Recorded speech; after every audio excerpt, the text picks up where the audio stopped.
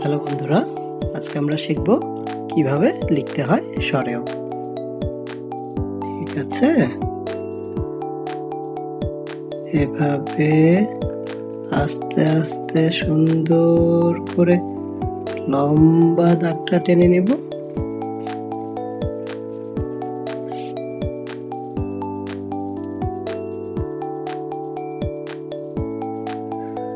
তারপর আমরা এই গোলটি দেব।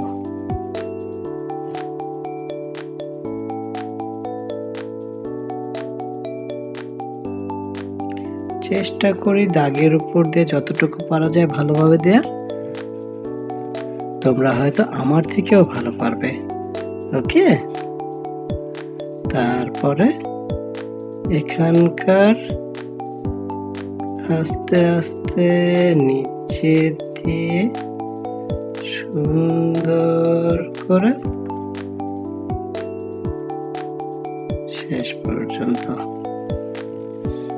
তারপরে নিচের এই ছোট্ট টানটি দেব।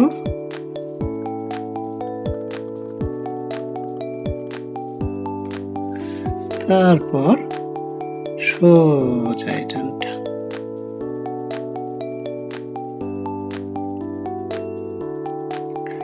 ব্যাস হয়ে গেল আমাদের সরেও।